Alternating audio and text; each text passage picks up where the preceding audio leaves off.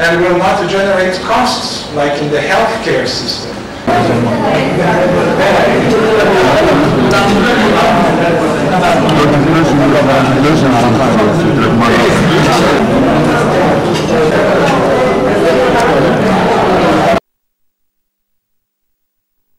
Of the particular workshop that we are here for persons with handicaps. I'm not going to be able to say. I was half French, half English. Can we start again? It's no good. Do it again. 2, 3. Hello, my name is Andrea Sachs, and I'm here representing ITU, the International Telecommunications Union. And we are here working together with the administration of Mali to present a workshop for persons with disabilities, and because of accessibility being a big problem all over the world.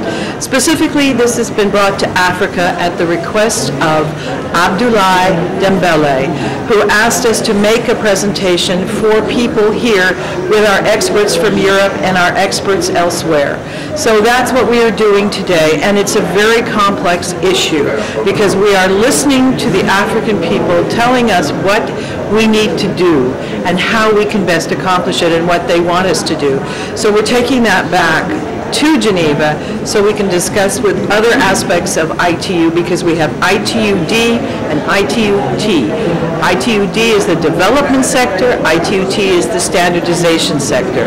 There is a lot of work to do, and there is a standardization gap. So consequently, we are very pleased to be here, we are happy to be here, and we want all of you to know that we care very much. I come from 2 parents who were deaf, so therefore it's very personal for me. Thank you so much for taking the time to be here with us. Bye-bye.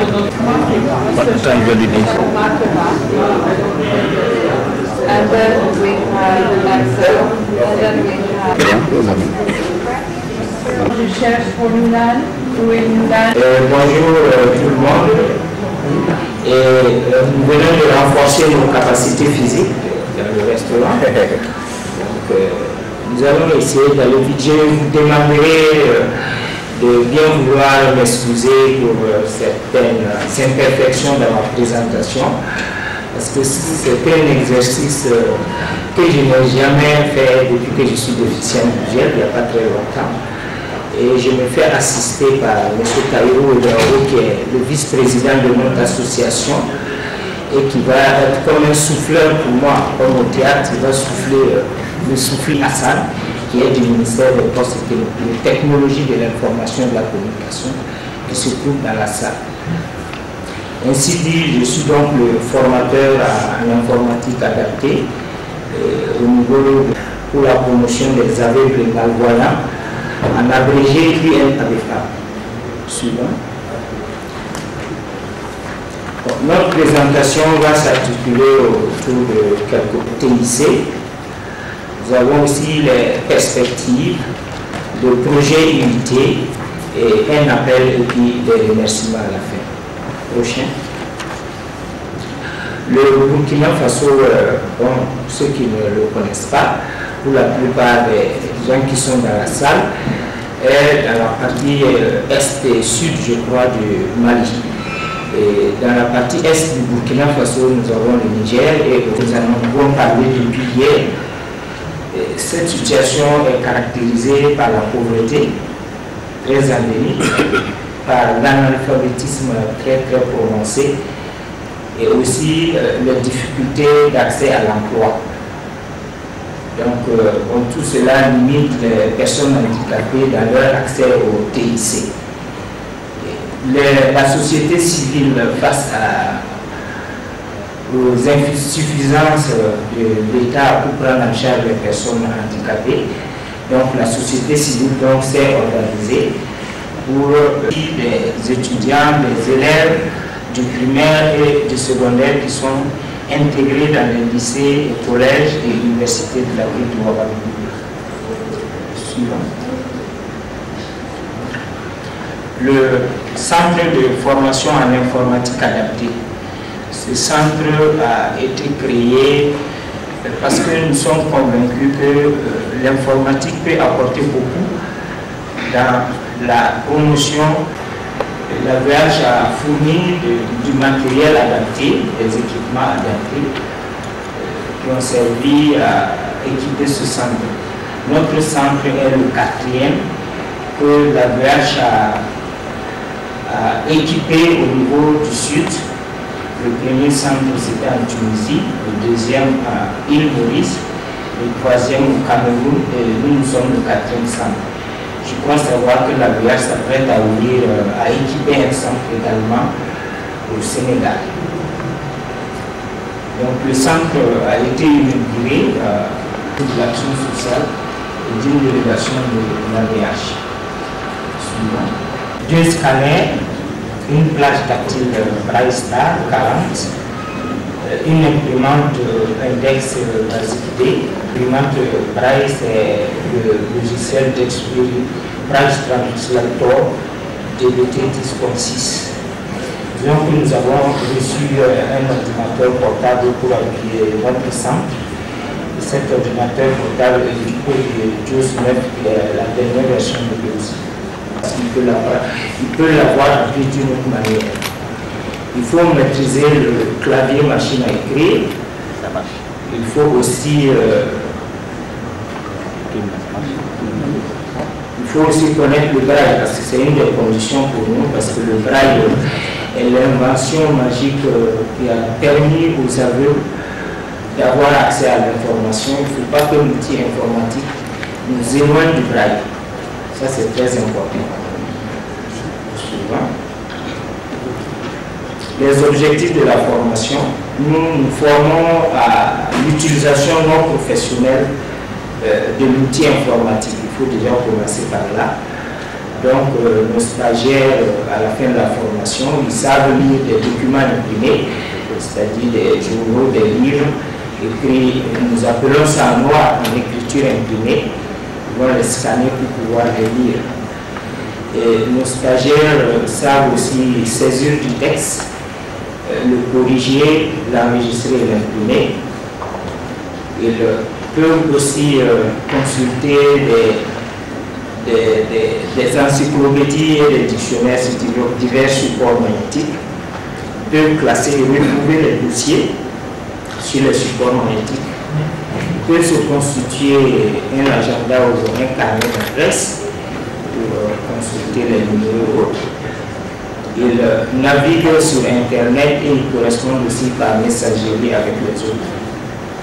Suivant. Le programme de la formation est individualisée, c'est-à-dire le formateur il reçoit un seul stagiaire à la fois. Et la formation dure en moyenne 20 séances de 4 heures. Donc cette durée peut dépendre de la capacité du stagiaire à assimiler.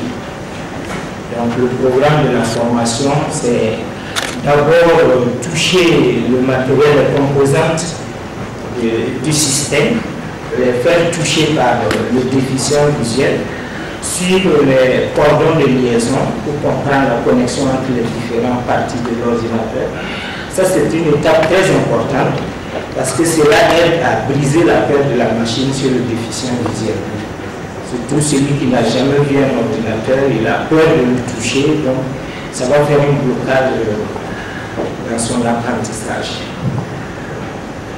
Après cela, nous voyons l'environnement PC, la présentation du bureau, la barre des tâches, les fenêtres et tout.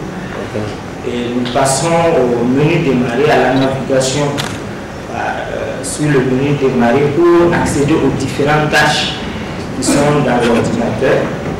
Et cela permet aux déficients visuels de voir comment accéder à des tâches qui ne sont pas sur le bureau avant qu'ils puissent utiliser les raccourcis clavier. Après cela, nous faisons la saisie de texte, le traitement de texte. Nous faisons de la saisie, la correction manuelle et automatique. Nous faisons des insertions de photos et autres, même si on ne les prend pas, c'est pour l'exercice. Nous faisons la mise en forme, une mise en forme sommaire.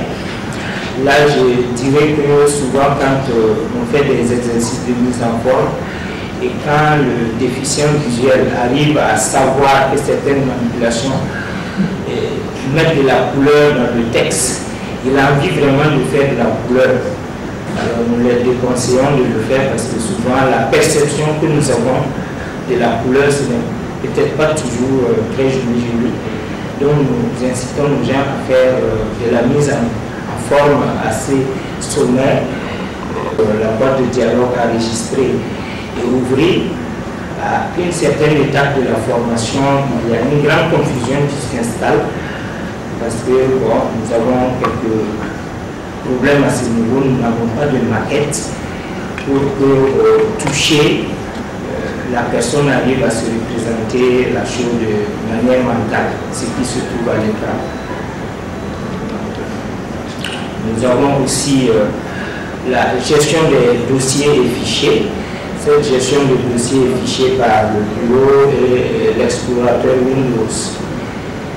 Nous voyons les paramétrages du lecteur d'écran et de la synthèse vocale pour que cela soit à la convenance du stagiaire. Parce qu'au début, on va très lentement avec la synthèse et après, on a envie d'aller vite. Donc, il faut que le stagiaire soit en mesure de faire ce genre de paramétrage et de se retrouver dedans. Voyons aussi la navigation sur Internet, ce qui intéresse beaucoup nos stagiaires. C'est d'ailleurs leur premier objectif quand ils viennent à la formation, c'est de pouvoir naviguer. Il y a le gestionnaire de messagerie Outlook Express, qui est un outil très intéressant et très facile d'utilisation. De la formation, nous avons reçu 13 stagiaires, 3 ont fini leur formation. Parmi les stagiaires reçus, nous avons reçu un Béninois, une Togolaise et un Malien. Bon, je dirais ici exceptionnellement, le Malien que nous avons reçu n'est pas un déficient visuel, mais il vit avec le déficient visuel, donc c'est tout comme. Il doit être dans la salle de M. Touré Yaya, qui est venu se former afin de pouvoir aider éventuellement nos camarades de Mali ici à pouvoir aussi accéder à l'outil informatique. Nous avons des difficultés de connexion Internet qui font que on n'arrive pas toujours à aboutir du côté de la formation en informatique adaptée, c'est quand même notre centre et une manifestation visible de la capacité du déficient visuel à s'adapter aux nouvelles technologies et à pouvoir se l'approprier pour son insertion. Non-maîtrise du clavier machine à écrire pour les stagiaires potentiels. C'est très important de connaître la machine, le clavier machine à écrire de la solidarité nationale était présent. Et aussi le ministère des enseignements supérieurs et secondaires et le ministère de l'éducation de base ont été associés à l'inauguration. La mairie aussi, la mairie de la ville de Ouagadougou a été représentée et lors d'une manifestation, nous avons reçu le président de l'Assemblée nationale devant qui nous avons fait une démonstration. Il était accompagné d'une forte délégation de députés.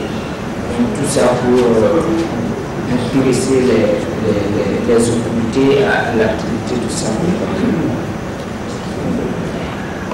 À une vidéoconférence de la Banque mondiale organisée par le département e-développement de la Banque mondiale.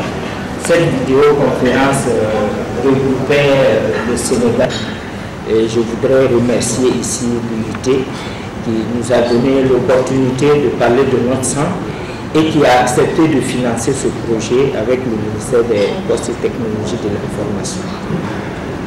Je remercie aussi tous ceux qui ont cru à notre projet parce que c'est un projet qui était un peu comme trop ambitieux dans un contexte où les gens cherchent le minimum vital. Et je voudrais rendre hommage ici au docteur Siaka Diarra qui était mon président, qui était le moteur même de l'informatisation au niveau de notre association qui est décédée juste après l'inauguration de notre centre. Je vous remercie. Merci.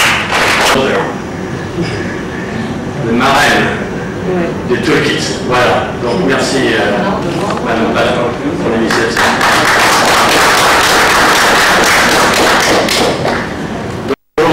voudrais vous dire qu'après un peu plus d'1 an de travail, le toolkit arrive presque à maturité. Donc je vais vous parler aujourd'hui des objectifs du toolkit, comment nous avons développé ce toolkit, avec quelle idée en tête, quelles sont ses principales caractéristiques, comment on peut s'en servir. Et je vais aussi vous parler de quelques ressources gratuites que vous pouvez utiliser, qui ont quand même pas mal de valeur, je pense, pour tous ceux qui sont intéressés par l'accessibilité numérique. Donc les objectifs du toolkit, c'est très simple, c'est de prendre en compte toutes les dispositions de la Convention relative aux droits des personnes handicapées et de traduire ces dispositions en informations pratiques pour les mettre en œuvre. Ça comprend donc des outils législatifs, des outils politiques, mais aussi pas mal de références techniques et de standards. Donc, on peut résumer la chose suivante, c'est que c'est une sorte de base de connaissances pour tous les régulateurs, les agences gouvernementales, les organisations de personnes avec handicap qui souhaitent donc promouvoir le concept d'accessibilité numérique dans leur pays. Donc, comment ce toolkit fonctionne? Donc, c'est un toolkit qui est en ligne sur le web. Il est essentiellement conçu pour ceux qui sont impliqués dans le développement de programmes et de politiques pour promouvoir l'accessibilité numérique. Nous avons développé ce toolkit d'une manière mondiale, c'est-à-dire que nous avons fait appel à des experts qui viennent du monde entier, des 5 continents. Je dois dire d'ailleurs que, pour que vous compreniez bien la philosophie du toolkit, l'essentiel des contributions à ce toolkit ont été faites de manière gratuite par leurs auteurs, donc ils étaient simplement soucieux de promouvoir les connaissances qu'ils pensaient pouvoir mettre à disposition, donc de l'ensemble des personnes qui s'intéressent à ce sujet. D'autre part, le toolkit essaie de ne pas réinventer la roue, c'est-à-dire qu'il y a aujourd'hui beaucoup de références extrêmement précieuses et très bien mises à jour. Et donc le toolkit ne veut pas copier ou dupliquer ces références. En revanche, il les résume et il vous en donne la liste, enfin il donne la liste des meilleures de ces références pour que vous puissiez les visiter. Et enfin, je veux vous dire que le processus éditorial, c'est-à-dire l'écriture du toolkit, est un processus très important. Donc chaque chapitre qui est écrit est revu par un comité éditorial qui comprend à la fois des organisations de personnes avec handicap, des représentants du secteur public et des représentants de l'industrie. Et ceci est extrêmement important parce qu'il est très facile dans un toolkit de tomber dans le travers d'avoir peut-être des positions qui ne sont pas neutres. Donc en particulier en matière de technologie, il faut faire extrêmement attention à conserver une attitude bien balancée. Et enfin, à terme, le toolkit peut évoluer puisque les utilisateurs peuvent en fait suggérer en permanence d'ajouter des case studies, des études de cas, peuvent ajouter des références qui n'existaient pas au moment où le toolkit a été lancé. Donc c'est un outil évolutif. Donc juste pour remercier publiquement tous ceux qui ont contribué à ce programme, nous avons un comité éditorial dans lequel nous avons une liste d'experts et de personnes qui viennent un peu de tous les horizons. Et comme vous le verrez également là, la prochaine diapositive, ordinateur de télécoopéré, voilà. Nous avons une liste très étendue de contributeurs éditoriaux. Et donc au total, nous avons plus de 50 personnes qui se sont portées volontaires avec leur temps et leur connaissance pour construire ce toolkit. Donc le site web, c'est celui-ci. Donc je vais voir si la connexion marche bien en ce moment. Et voir si je peux vous en faire la démonstration en ligne. Voilà le site web du toolkit. Donc, c'est pour l'instant un site web qui est essentiellement construit sur la base de la Convention. Et donc, je vais vous présenter très rapidement les principaux chapitres. Donc, vous avez un chapitre sur l'analyse de la Convention et de ses dispositions sur l'accessibilité numérique. Donc, si vous cliquez sur ces différents titres, bien sûr, vous allez aux pages correspondantes, si la connexion fonctionne bien.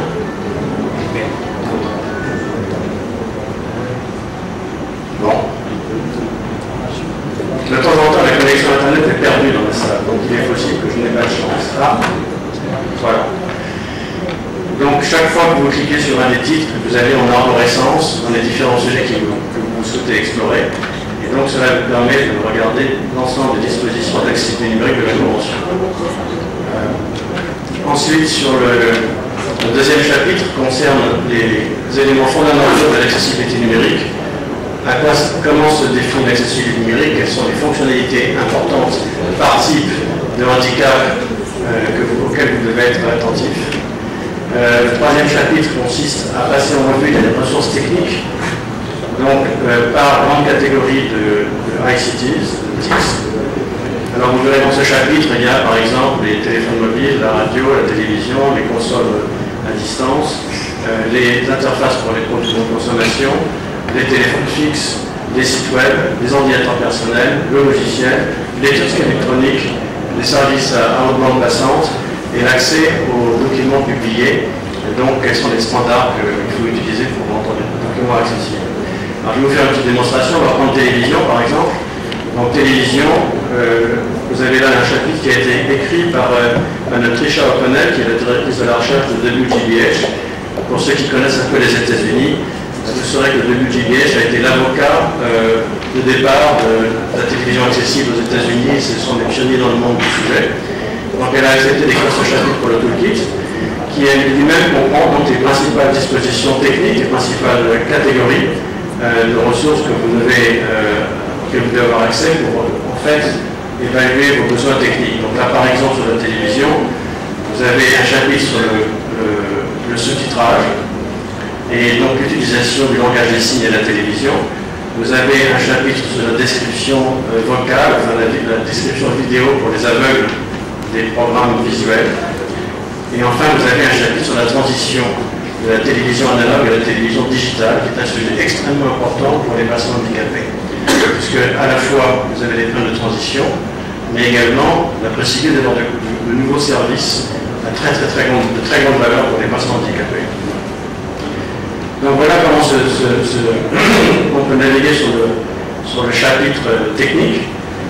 Donc si je reviens maintenant à la page de départ, vous avez un chapitre sur la manière de développer les techniques de développement de produits pour qu'ils soient accessibles quand ils sont conçus. Vous avez un chapitre sur le public procurement qui est les appels d'offres publics, puisque dans beaucoup de pays maintenant, une règle absolue, c'est que l'État ne dépense pas d'argent sur des projets informatiques si ces projets ne passent pas au crible de l'accessibilité numérique. En d'autres termes, pour ne pas dépenser d'argent de l'État sur des projets qui ultimement ne sont pas accessibles aux personnes handicapées. C'est par exemple le cas de tous les projets de sites web gouvernementaux dans le domaine du e-government. Et c'est également le cas pour tout ce qui concerne les postes de travail dans les administrations publiques. Ensuite, il y a un chapitre sur la promotion des technologies d'assistance, un chapitre très substantiel sur la coopération internationale, qui, je pense, dans notre cas, est assez important.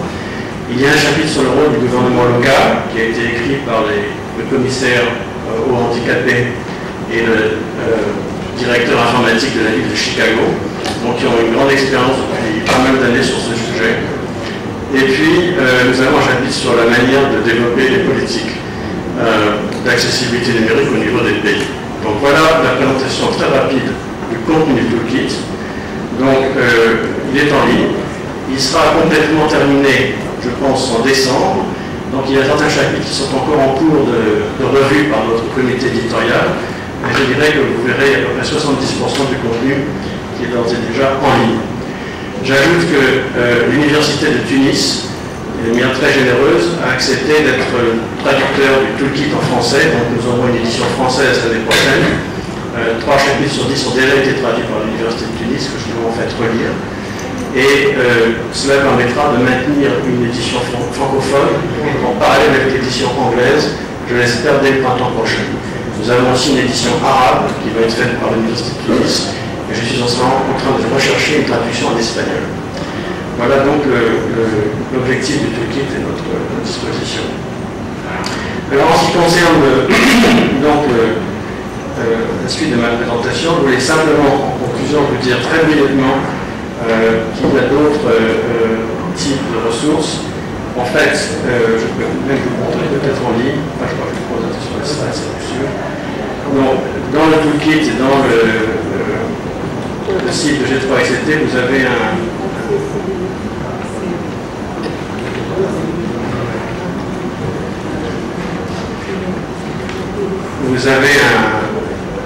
un outil qui est de la recherche de études de cas. Donc vous pouvez trier ces études de cas par pays, par géographie, par type de handicap. Some of the speakers told that most of the population of Africa lives in the rural areas. I think that is the children who are working simply. It's not a secret. At least in our part of the world, in the country, the name of the country we are from is Kyrgyzstan. Situation is not so good, so some of the children, or I would say sincerely, many children are obliged to work. They have no opportunity to visit school during the daytime because they should work, but they have the time in the evening, so they can easily come and use this opportunity to target group, which is very, very sensitive. And I think this is sensitive for all of you because most of you, ladies and gentlemen, have children, and you know that what is to feel and to be disabled people, religious reasons. It's not a secret in some Muslim countries, the attitude to girls are a little bit different than the attitude to the sons, and it means that the girls have limited opportunity to attend the school. It's not a secret. I see your reaction. This is the destiny, but we can give them a chance to get education using the technology, which allows your TV set and keyboard communicate with the broadcasting company, educational broadcasting company, and to get the signal, and as well as to uplink the signal from your home. Video broadcasting television technology allows to get not one channel, but up to 10 channels in parallel. So you can choose different channels. So, d'abord, pour peut-être vous faire une petite démonstration, je vais ouvrir le document pour avoir accès à ce qui est assez important. Parce qu'il est clair aujourd'hui qu'en Canada, il y a des choses qui ne connaissent pas l'informatique. Excusez-moi, mais bon, ils ne sont pas parfaits. Voilà.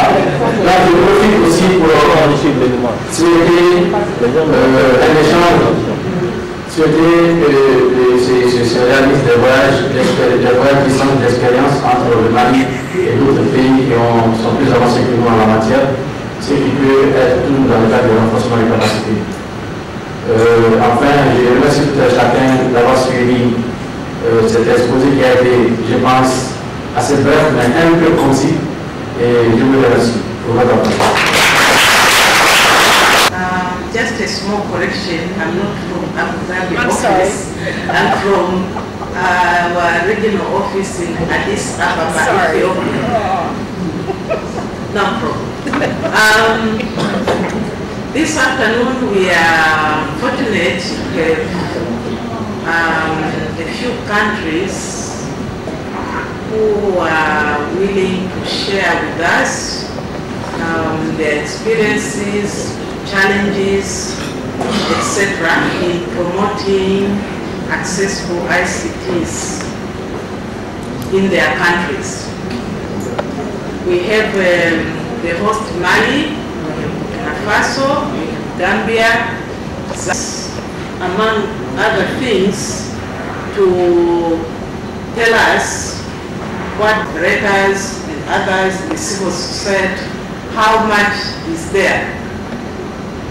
Do they need to have more of this awareness or on the rights of persons with disabilities? And what challenges they are facing, whether there are some established funding agencies, and we will also hear stakeholders in a country. So we would like to hear how they are trying to bring together all these parties more efficient in order to initiatives they have in the countries, and how perhaps this could be scaled up in order to achieve more output. Et je remercie aussi l'invité qui nous a adressé l'invitation. pour participer à ce séminaire international. En fait, la République démocratique du Congo que je représente est un pays qui vient de sortir de la guerre, mais malheureusement la guerre n'est pas complètement terminée avec la présence des FDLR du Rwanda et les LRA de l'Ouganda qui continuent à... Les priorités étant axées sur la sécurité du pays.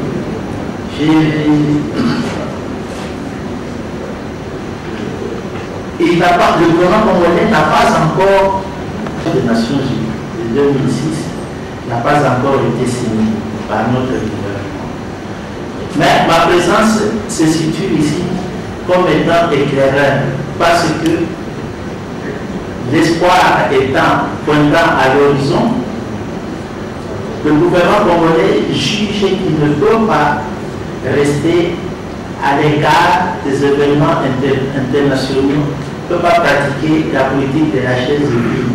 C'est pour cela donc que j'ai été envoyé à l'intérieur pour voir, pour récolter les expériences des autres pays, afin de préparer l'avenir chez nous.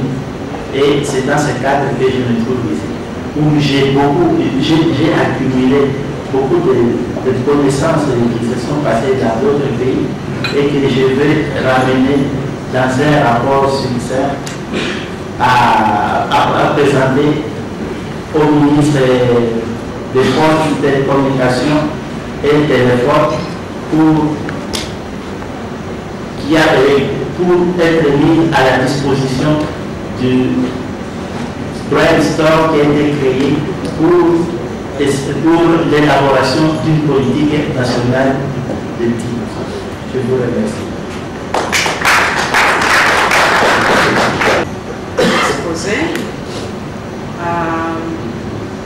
I think we can. Next speaker from the Gambia, Mr. Gabriel Latjo.